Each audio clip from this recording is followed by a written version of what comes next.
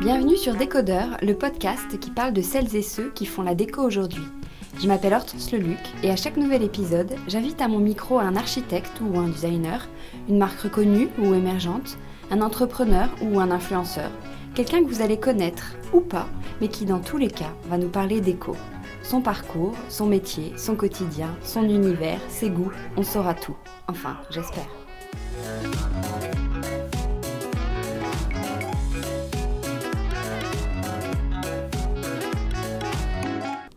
Aujourd'hui, je suis avec Thomas Herel, le fondateur et directeur artistique de Designer Box.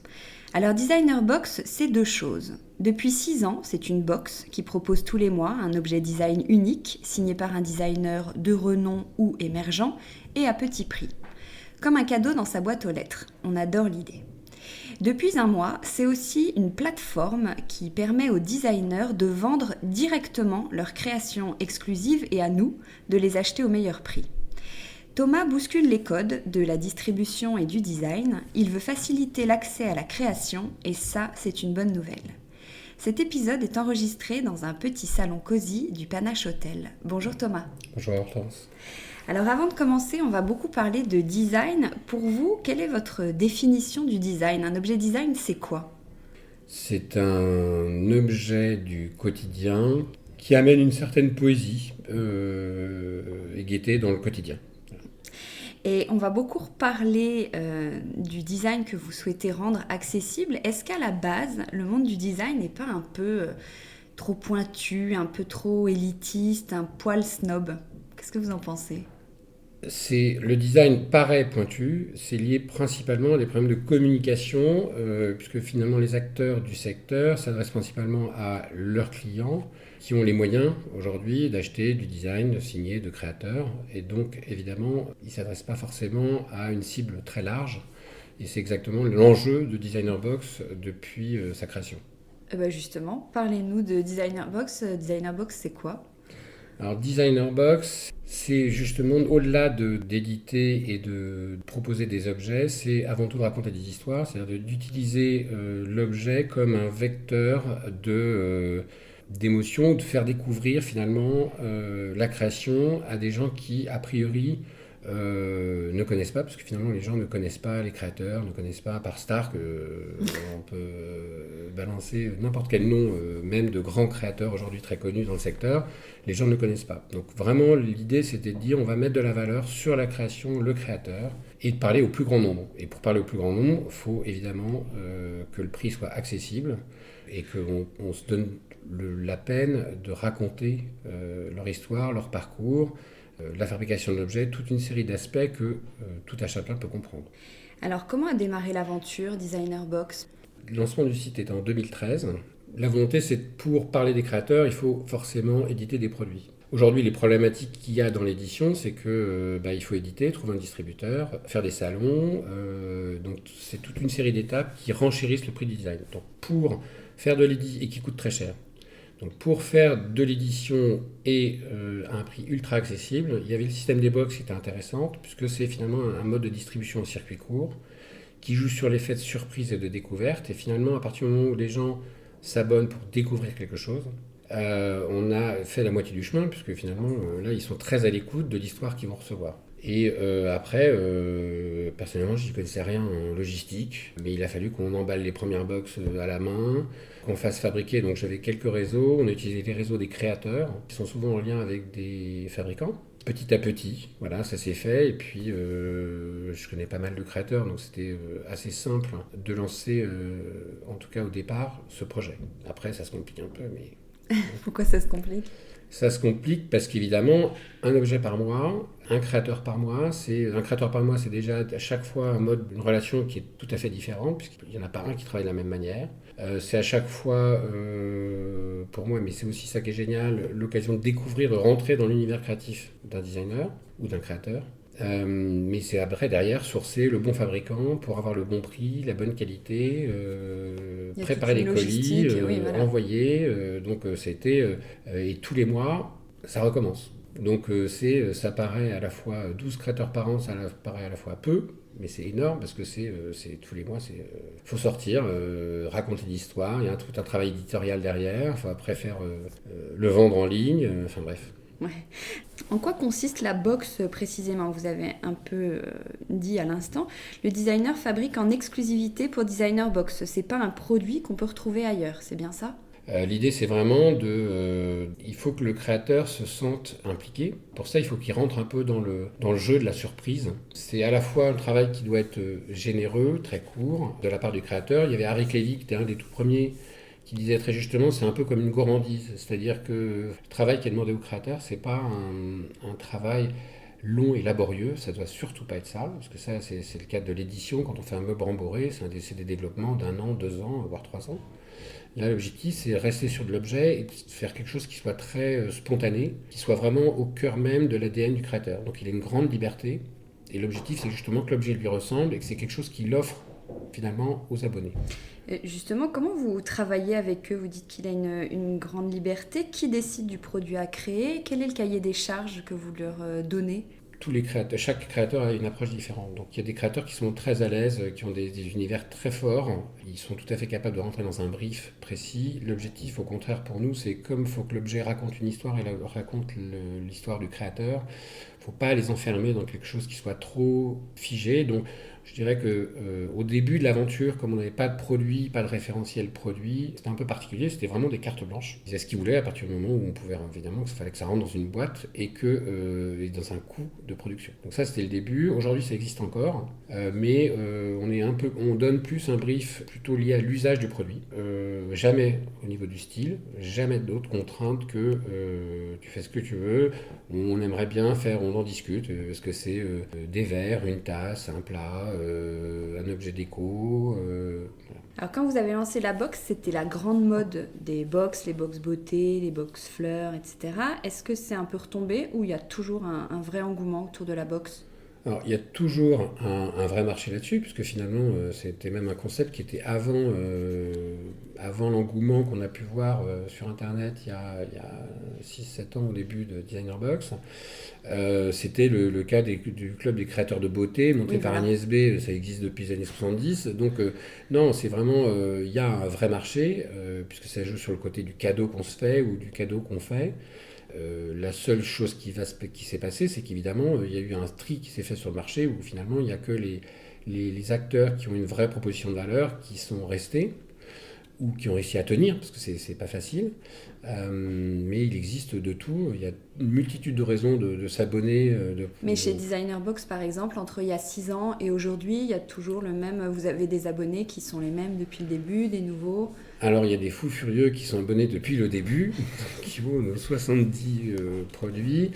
Mais c'est rare, non, ça a évidemment bien évolué en termes de quantité, de nombre, évidemment. Et du coup, aujourd'hui, on s'adresse à une clientèle qui est beaucoup plus vaste qu'elle ne l'était au début, puisqu'au début, les gens, c'était avant tout des gens du secteur, qui connaissaient le secteur, qui connaissaient les créateurs qui allaient faire des boss. Donc, ils se disaient, finalement, un objet de cet acteur-là, d'Orange Gilad, d'Harry Clévy ou de Piero Lissani à 20 euros, c'est génial.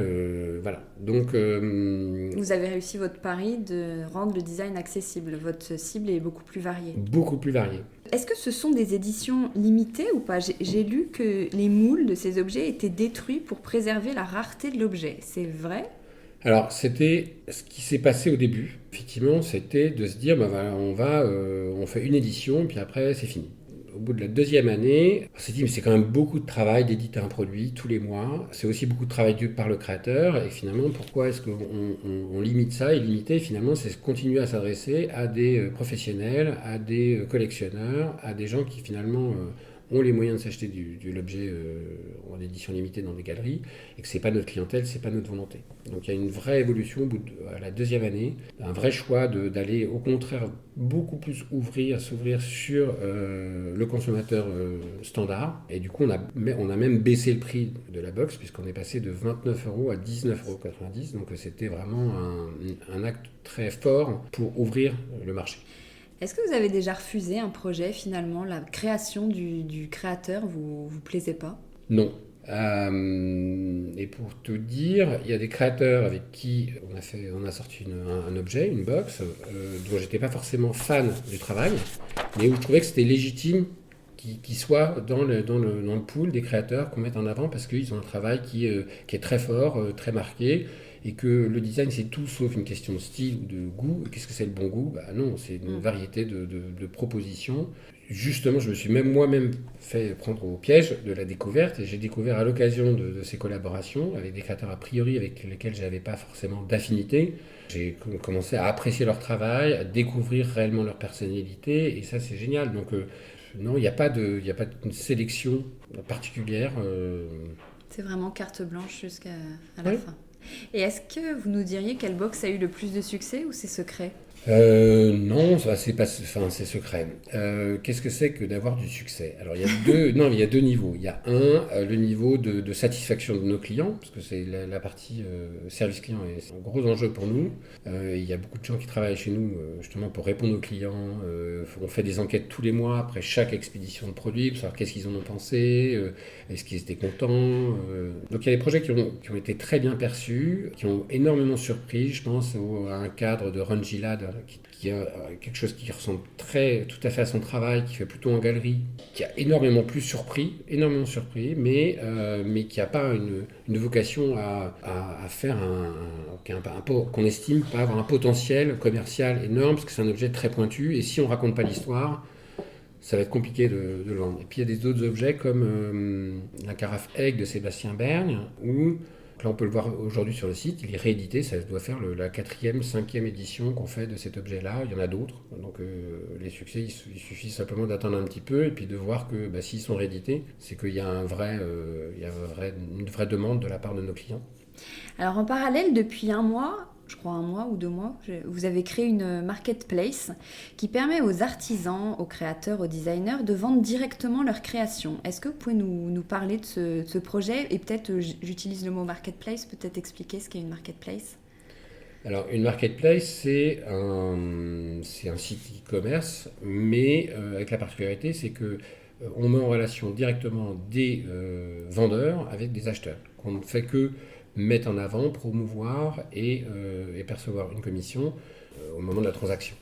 Mais c'est pas nous qui fabriquons, c'est pas nous qui distribuons, enfin qui nous occupons de livrer. Donc ça c'est pour la définition de la marketplace. Donc Amazon en est une, voilà, il y a une multitude de gros acteurs sur le secteur. Dans la déco aussi il y en a qui existent. On peut parler de Celency sur le côté vintage ou seconde main. Il y a First Dibs aux États-Unis qui mélange du contemporain et du vintage. Il y a des gros acteurs.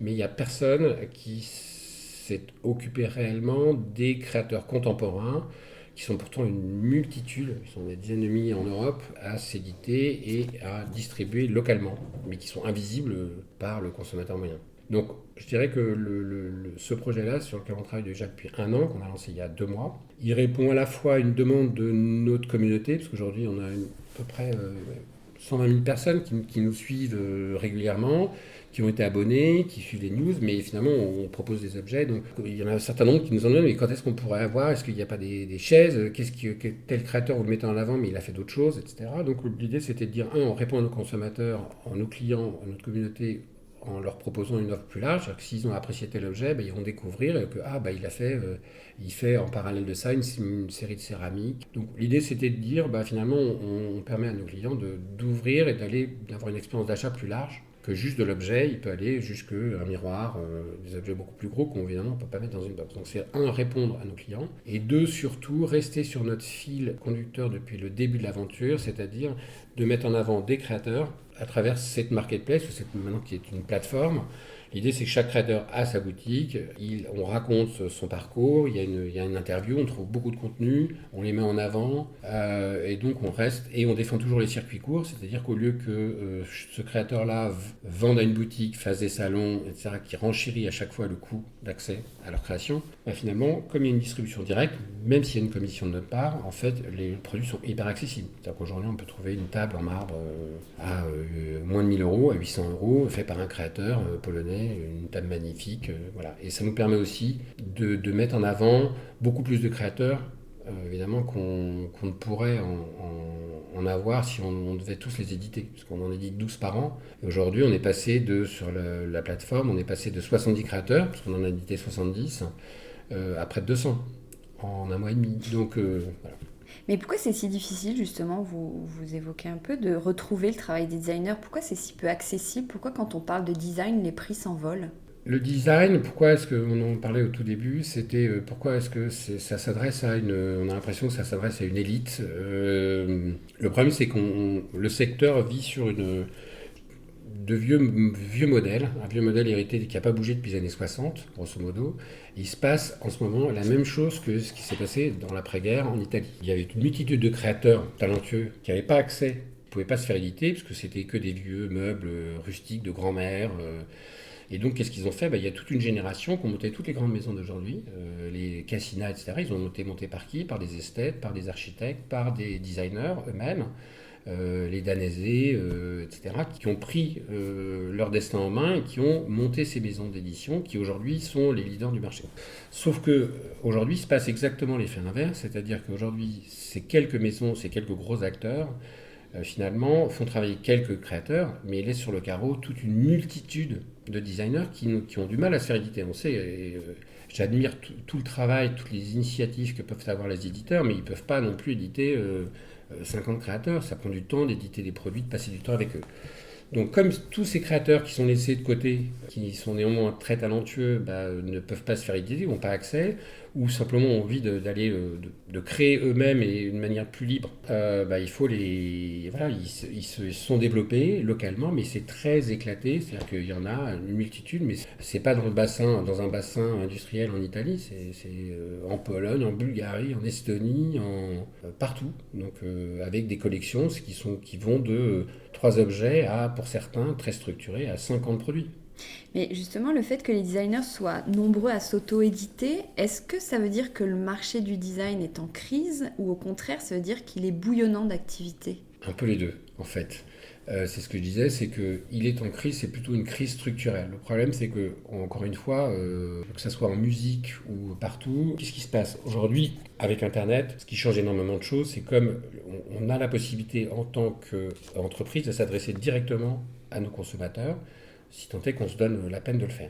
Aujourd'hui, le monde du design, oui, il est en crise, entre guillemets, ça va bien quand même, hein, mais je dirais qu'aujourd'hui, il répond moins, c'est pour ça qu'on a le sentiment qu'il s'adresse à l'élite, parce que finalement, il passe l'éditeur là où il y a la création de valeur, c'est-à-dire là où il y a le créateur, là où il y a l'éditeur, ils ne sont pas en relation directe avec le consommateur. Et donc du coup, ça passe par l'agent, le distributeur, et donc à chaque maillon de la chaîne, il y a une sélection de produits. Donc l'éditeur peut faire un produit, mais s'il ne plaît pas au distributeur, le consommateur n'y aura pas accès. Et donc finalement, on arrive à une offre qui est relativement standard, entre guillemets, et avec une offre de produits qui est limitée, puisque finalement, au lieu de donner sa chance à des produits, ça se trouve, il y a des produits qui n'ont pas passé le filtre de la distribution et des agents, mais qui pourraient tout à fait rencontrer leur public. Donc je pense que c'est un facteur qui peut faire qu'il y a une espèce de lassement, et par ailleurs, il y a le bas de gamme et le moyen de gamme, avec des acteurs qui arrivent, très digitalisés, et qui ont une faculté à s'inspirer, pour ne pas dire copier, ce que font ces maisons d'édition de manière très, très rigoureuse et très laborieuse. Et donc du coup, le consommateur, qu'est-ce qui se passe? Il voit un meuble qui arrive à, je sais pas moi, 500 euros, et puis 8 mois après, il voit le même dans une grande enseigne, qui n'est pas le même, quand on s'y connaît, c'est pas le même, mais c'est très proche. Et donc du coup, le consommateur dit, mais pourquoi c'est si cher alors qu'il y a le même là? Mais en fait, ils ne font pas la différence. Donc il y a un problème à la fois d'éducation des gens, et il y a une problématique de vitesse d'arrivée sur le marché et d'audace. En fait, c'est un secteur où c'est la création qui fait le marché et qu'on l'oublie trop souvent. Je pense que les difficultés du secteur, elles viennent principalement de là. Et après, en revanche, la création, elle n'a jamais été aussi forte. C'est le paradoxe, c'est qu'il n'y a jamais eu autant de créateurs, autant de créations, on n'a jamais formé autant de designers qu'aujourd'hui. Donc forcément, comme ils n'ont pas accès à la distribution, ils font.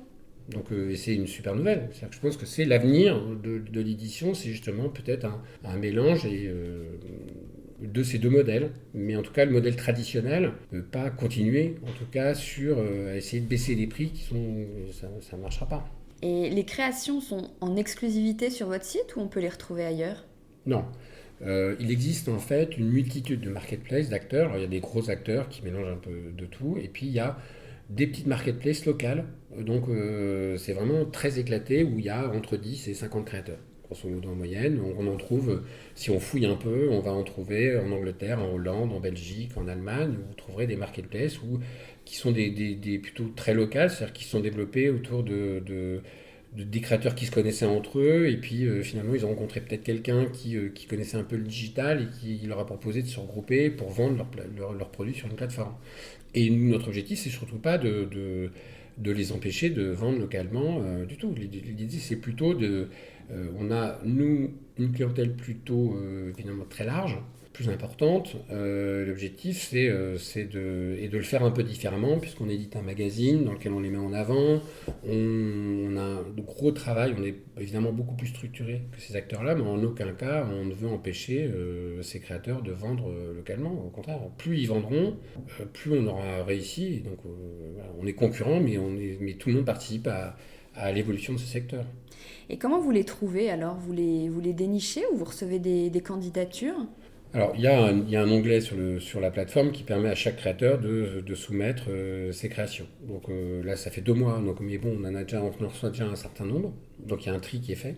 Et puis après, c'est un secteur dans lequel on bouge beaucoup. On va à des événements, des foires, dans les offs surtout, pour identifier donc les événements qui sont en marge des salons, des grands salons de design, dans lesquels souvent les makers ou les designers qui s'auto-éditent montrent leurs créations. Et puis après, c'est un secteur qui est à la fois international, mais tout petit, tout le monde se connaît. Et donc finalement, le bouche à oreille fonctionne. Tiens, tu devrais regarder ce que fait ce designer, ce petit label. Et après, c'est plus un critère de qualité. C'est arbitraire, mais évidemment, entre le design très jeune, sorti d'études, et le design de l'auto-édition, bah, moi je fais une différence, je vois la différence. Donc évidemment, c'est arbitraire. En même temps, voilà, on est obligé d'imposer un certain standard de qualité, mais en revanche, aucun standard de style. C'est-à-dire que je m'interdis Toujours de la choisir carte des choses, blanche. voilà, de choisir des choses qui ne me plaisent qu'à moi. Au contraire, il faut que ça plaise au plus grand nombre. Alors, j'ai l'impression que vous insistez aussi beaucoup sur la qualité des produits, leur pérennité, les matériaux, le savoir-faire unique. C'est important ça aujourd'hui? Est-ce que c'est même plus important pour vous? Les consommateurs ont besoin d'entendre ça aussi. En fait, c'est aussi un des moteurs qui m'a poussé à créer Designer Box, c'est que, en fait, on en a un peu assez des objets jetables. Grosso modo, un objet jetable, c'est quoi? C'est pas forcément un objet parce qu'il est en papier et qu'on peut le jeter, il a un mono-usage. C'est un objet avec lequel on n'a absolument aucun lien affectif, ni aucune relation. Et en fait, aucune proximité. C'est un objet qu'on va acheter de manière compulsive et puis finalement dont on se débarrassera très facilement parce qu'on n'a pas il n'a pas d'importance pour nous. En fait, l'idée c'est de dire finalement un objet qui est bien fabriqué et qu'on achète avec soin ça commence par l'objet, ça peut être un objet qu'on vous offre. Votre grand-père ou le grand-mère peut vous offrir un objet, bah, cet objet-là vous n'allez pas vous en débarrasser. Aussi facilement qu'un objet que vous aurez pris comme ça, acheté dans une grande enseigne de manière Spontané. spontanée parce qu'on vous l'aura montré 20 fois en publicité. Voilà. Donc l'idée c'est vraiment de recréer ce lien. Et donc pour recréer ce lien, c'est de raconter des histoires. Et donc les histoires, c'est quoi? Bah, c'est un objet qui doit être bien fabriqué, c'est quand même la base, qui peut être utile ou inutile. C'est pas, vaut mieux qu'il soit utile, mais mieux un objet déco, ça reste un objet déco. C'est pas, il y a un usage qui est très limité, mais s'il évoque quelque chose, finalement c'est l'essentiel. Et finalement l'objectif c'est de créer ou de distribuer des objets qui ont du sens et avec lesquels on entretient un lien un peu plus fort c'est une manière aussi, hein, bien sûr on fabrique des objets, on contribue à produire et donc à faire consommer, mais l'idée c'est de consommer mieux, plus responsable, et plus responsable, c'est-à-dire que l'idée c'est justement de ne pas jeter systématiquement, il vaut mieux les donner, les offrir S'en que de débarrasser. s'en débarrasser. Je crois que vous travaillez aussi en B2B, c'est-à-dire directement avec des sociétés pour des cadeaux d'entreprise. Enfin, c'est un peu réducteur comme formulation, mais est-ce que vous pouvez nous parler de cet aspect aussi de votre métier? Alors en fait, dans l'univers du cadeau, entre guillemets, finalement, qui a un axe très fort, puisque évidemment la box est un objet à moins de 20 euros, donc il y a, l'angle cadeau est essentiel, alors que le cadeau qu'on se fait à soi ou le cadeau qu'on fait à quelqu'un. Sur cette partie-là, évidemment, les entreprises qui travaillent énormément sur la relation client, une banque qui va accorder un prêt immobilier à quelqu'un, bah, quel cadeau il lui fait. Donc c'est qui des chocolats, qui un petit goodies avec un stylo avec marqué le logo.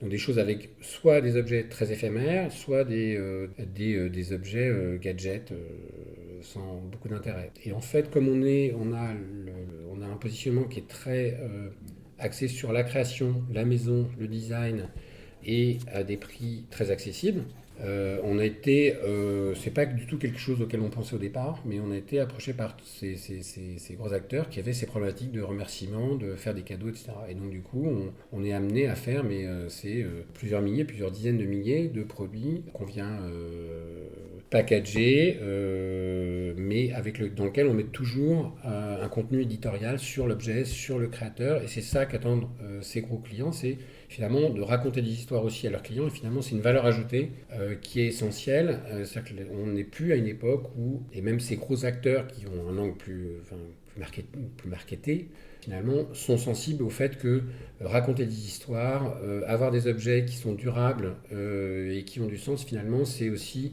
initier une relation client plus durable. Et donc, évidemment, l'angle cadeau est un vrai pilier chez nous. Mais en ça termes de reste un business. objet design, un petit vase, une tasse. Ça reste de l'objet, puisque les cadeaux d'entreprise en général, c'est entre 10 et 50 euros. Alors là, on parle de design, de jolies choses. Derrière tout ça, il y a quand même le suivi de production, la logistique, le marketing, etc. Vous êtes nombreux dans l'équipe? Alors aujourd'hui, j'ai un associé, Philippe Lair, donc on est deux, et il y a une équipe de 10 personnes qui gère tous les aspects justement, fabrication, logistique, marketing, contenu, et puis SAV qui est tout ce qui est service client, qui est une partie énorme, c'est j'ai pas reçu mon produit, qu'est-ce qui se passe, c'est toutes les problématiques du e-commerce, et de répondre systématiquement à tous les messages clients, que ce soit sur les réseaux sociaux ou par mail. Et vous, votre casquette précisément? Alors moi je suis directeur artistique. Directeur artistique, c'est-à-dire que je gère tous les aspects liés à la création, que ce soit dans l'image, le choix des créateurs, l'éditorial, l'évolution de l'offre, le packaging, voilà, tous ces aspects-là. Après, c'est très transverse, on a une petite structure, on est amené à tout faire, même le ménage. Donc, voilà. D'où vous vient cette passion pour le design? Alors, en fait, je suis né un peu là-dedans. C'est-à-dire que j'ai des parents architectes. Et donc, depuis que je suis né, je vis dans du Zanota, Danese, Cassina. Donc, j'étais toute ma vie entouré d'objets. À force d'être traîné dans les musées, etc., évidemment, forcément, ça fait partie de mon univers. Voilà. Après, j'aurais pu être justement à contre-pied, dire, voilà, ras-le-bol, ce que j'aime, c'est le mobilier rustique. Je ne sais pas. Au vintage, non, je pense que ça nourrit en moi une grande admiration et une grande curiosité sur la création. Et quel a été votre parcours avant de créer Designer Box? Alors moi, je suis architecte de formation. J'en ai fait 10 ans. J'avais monté une petite cellule dans le cabinet de mon père, avec des clients qui étaient très, très sympas, etc. Mais c'était très long. Je trouvais que entre la création et finalement le moment où ça existait, c'était très long comme process. Ça pouvait durer entre le permis de construire. C'est des étapes qui pouvaient durer, oui, 2 ans, 3 ans. Et puis, j'ai eu l'opportunité de monter une agence de communication, donc tout début d'Internet, où on faisait des sites Internet. Et puis là, c'était une création ça pouvait exister en 2 mois. Donc évidemment, on est grisé par la vitesse à laquelle, entre l'idée et le moment où ça va exister, la vitesse à laquelle ça va.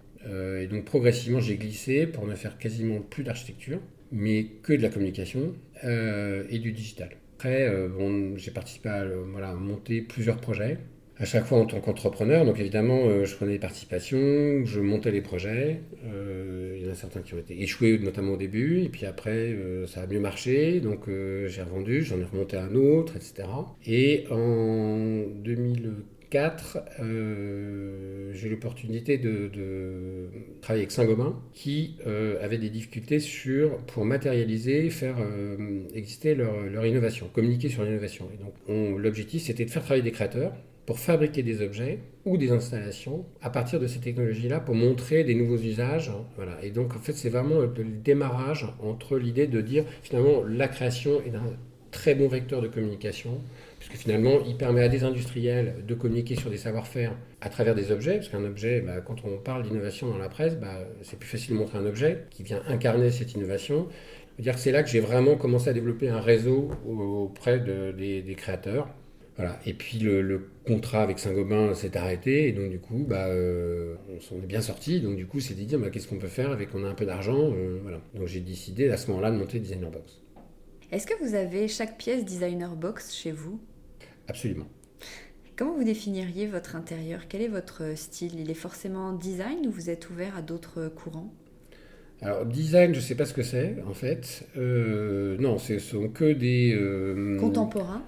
Alors, contemporains, ça c'est très certainement.